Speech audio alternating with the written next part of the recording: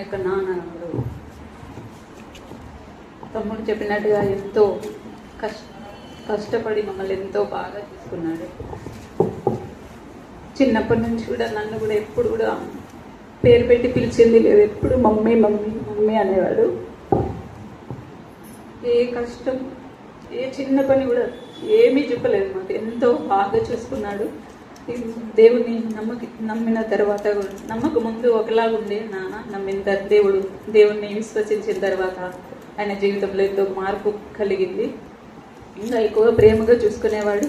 అంతేకాకుండా చిన్నప్పుడు నాకు కూడా కొంచెం అనారోగ్యం వచ్చినప్పుడు కాళ్ళకి గాయమైతే అక్కడ హన్మకొండ బస్ స్టాండ్ నుంచి చాలా దూరం వరకు నన్ను ఎత్తుకొని తీసుకొని పోయినాడు. ఎంతో ప్రేమగా చూసుకున్నాడు, అన్నీ మా కొరకు సమకూర్చినాడు.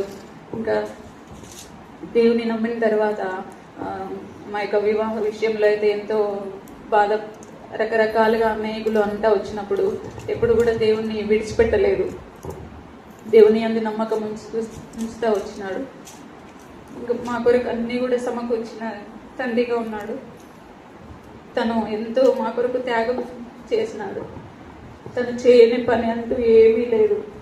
ఏ రోజు కూడా కోపగించుకునేవాడు కాదు. ఒక పూట వాళ్ళు తినే మాకు కడుపు నిండా పెట్టేవాళ్ళు.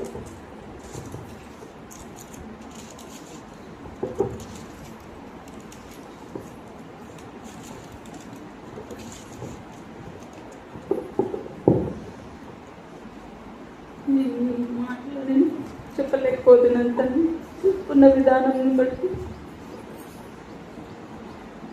అమ్మను కూడా ఎంతో ప్రేమగా చూసుకునేవాడు.